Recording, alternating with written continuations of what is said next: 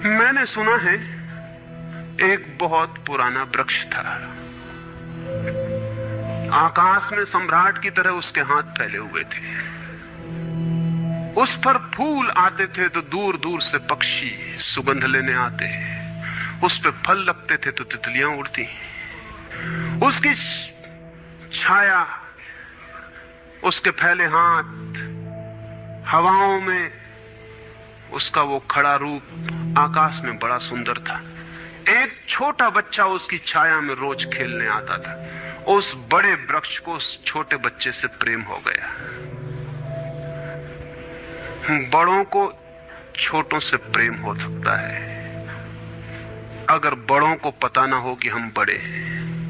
वृक्ष को कोई पता नहीं था कि मैं बड़ा हूं। ये पता सिर्फ आदमी को होता है, इसलिए उसका प्रेम हो गया। अहंकार हमेशा अपने से बड़ों को प्रेम करने की कोशिश करता है। अहंकार हमेशा अपने से बड़ों से संबंध जोड़ता है।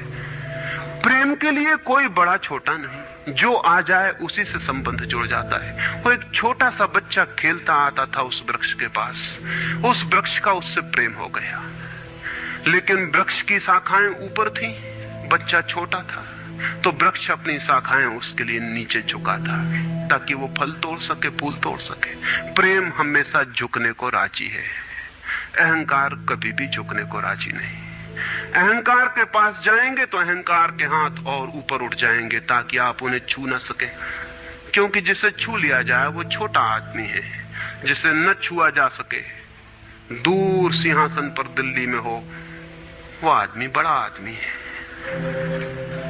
वो वृक्ष के शाखाएं नीचे झुकाती जब वो बच्चा खेलता हुआ आता, और जब बच्चा उसके फूल तोड़ लेता तो वृक्ष बहुत खुश होता, उसके प्राण आनंद से भर जाते।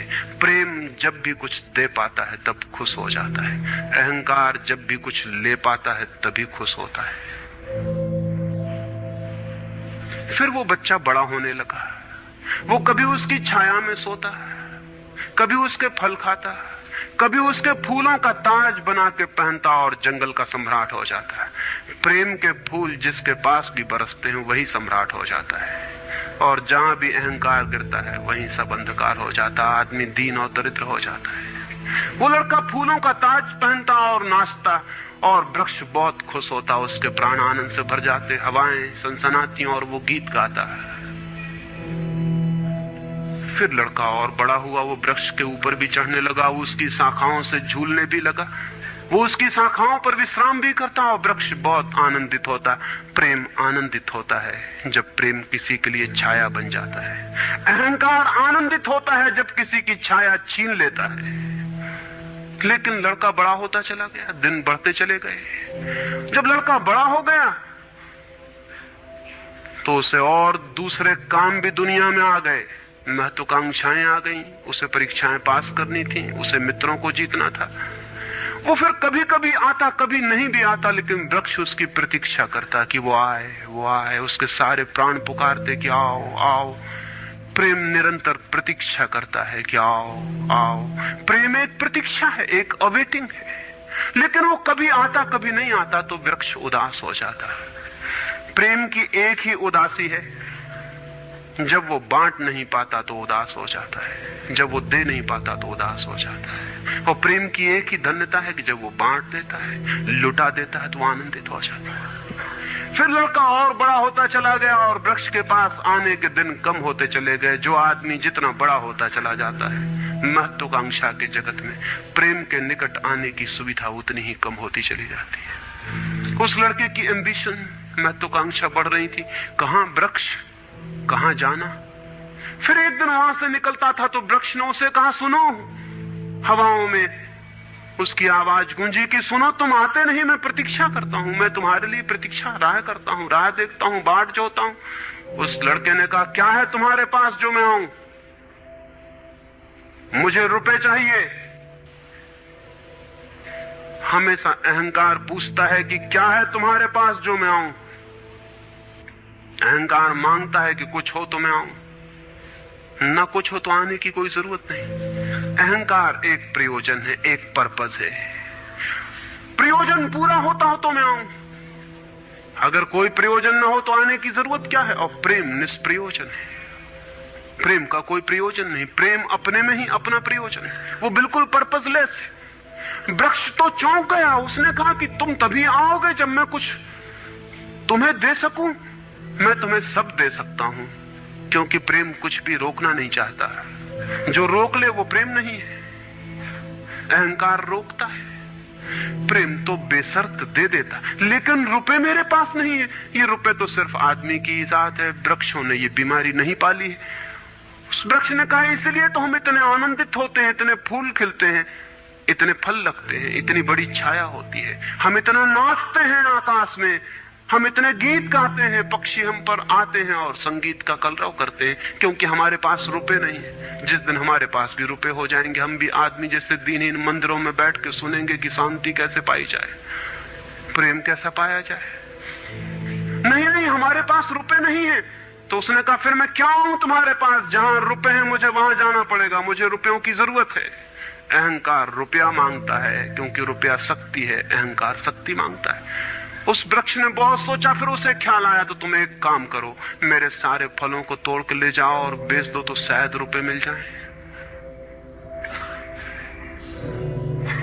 और उस लड़के को भी ख्याल आया, वो चढ़ा और उसने सारे फल तोड़ डाले, कच्चे भी गिरा डाले, शाखाएं भी टूटी, पत्ते भी टूटे, लेकिन वृक्ष बहुत खुश हुआ, बहुत आनंदित हुआ। टूट के भी प्रेम आनंदित होता है, अहंकार पाके भी आनंदित नहीं होता, पाके भी दुखी होता है। और वो लड़के ने तो धन्यवाद भी नहीं दिया पीछे लौटकर, लेकिन उस वृक्ष को पता भी नहीं चला, उसे तो धन्यवाद मिल गया इसी में कि उसने उसके प्रेम को स्वीकार किया और उसके फलों को ले गया और बाजार में बेचा। लेकिन फिर वो बहुत दिनों तक नहीं आया। उसके पास रुपए थे और रुपयों से रुपए पैदा करने की वो कोशिश में लग गया था, वो भूल गया। वर्ष बीत गए और वृक्ष उदास है और उसके प्राणों में रस बह रहा है कि वो आए उसका प्रेमी और उसके रस को ले जाए, जैसे किसी माँ के स्तन में दूध भरा हो और उसका बेटा खो गया हो और उसके सारे प्राण तड़प रहे हो कि उसका बेटा कहाँ है, जिसे वो खोजे, जो उसे हल्का कर दे, निर्भर कर दे। ऐसे वो वृक्ष के प्राण पीड़ित होने लगे कि वो आए आए आए, उसकी सारी आवाज यही गूंजने लगी कि आओ। बहुत दिनों बाद वो आया। वो लड़का तो प्रौढ़ हो गया था। वृक्ष ने उससे कहा कि आओ मेरे पास, मेरे आलिंगन में आओ। उसने कहा छोड़ो ये बकवास, ये बचपन की बातें हैं। अहंकार प्रेम को पागलपन समझता है, बचपन की बातें समझता है। उस वृक्ष ने कहा आओ मेरी डालियों से झूलो, नाचो। उसने कहा छोड़ो ये फिजूल की बातें, मुझे एक मकान बनाना है। मकान दे सकते हो तुम? वृक्ष ने कहा मकान? हम तो बिना मकान के ही रहते हैं, मकान में तो सिर्फ आदमी रहता है। दुनिया में और कोई मकान में नहीं रहता, सिर्फ आदमी रहता है। सो देखते हो आदमी की हालत, मकान में रहने वाले आदमी की हालत। उसके मकान जितने बड़े होते जाते हैं, आदमी उतना छोटा होता चला जाता है। हम तो बिना मकान के रहते हैं। लेकिन एक बात हो सकती है कि तुम मेरी शाखाओं को काट के ले जाओ तो शायद तुम मकान बना लो। और वो प्रौढ़ कुल्हाड़ी लेकर आ गया और उसने उस वृक्ष की शाखाएं काट डाली। वृक्ष एक ठूंठ रह गया नंगा, लेकिन वृक्ष बहुत आनंदित था। प्रेम सदा आनंदित है, चाहे उसके अंग भी कट जाएं, लेकिन कोई ले जाए, कोई ले जाए, कोई बांट ले, कोई सम्मिलित हो जाए, साझीदार हो जाए। और उस लड़के ने तो पीछे लौट के भी नहीं देखा, उसने मकान बना लिया। और वक्त गुजरता गया, वो ठूंठ राह देखता, वो चिल्लाना चाहता, लेकिन अब उसके पास पत्ते भी नहीं थे, शाखाएं भी नहीं थी। हवाएं आती और वो बोल भी ना पाता, बुला भी ना पाता, लेकिन उसके प्राणों में तो एक ही गूंज थी कि आओ आओ। और बहुत दिन बीत गए, तब वो बूढ़ा आदमी हो गया था। वो बच्चा, वो निकल रहा था पास से, वृक्ष के पास आके खड़ा हो गया। तो वृक्ष ने पूछा क्या कर सकता हूं और मैं तुम्हारे लिए? तुम बहुत दिनों बाद आए। उसने कहा तुम क्या कर सकोगे? मुझे दूर देश जाना है धन कमाने के लिए, मुझे एक नाव की जरूरत है। तो उसने कहा तुम मुझे और काट लो तो मेरे इस पीड़ से नाव बन जाएगी और मैं बहुत धन्य होऊंगा कि मैं तुम्हारी नाव बन सकूं और तुम्हें दूर देश ले जा सकूं।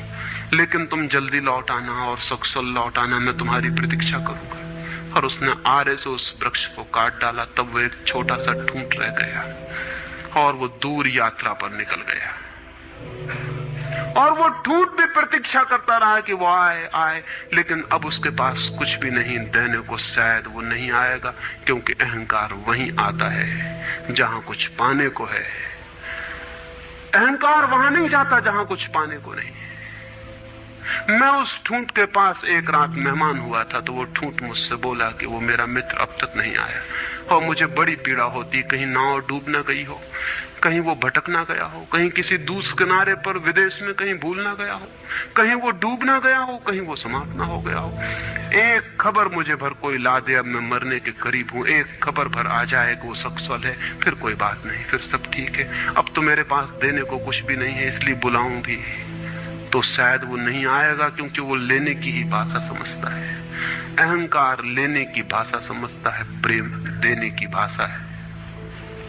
इससे ज्यादा और कुछ मैं नहीं कहूंगा। जीवन एक ऐसा वृक्ष बन जाए और उस वृक्ष की शाखाएं अनंत तक फैल जाएं, सब उसकी छाया में हो और सब तक उसकी बाहें फैल जाए, तो पता चल सकता है कि प्रेम क्या है।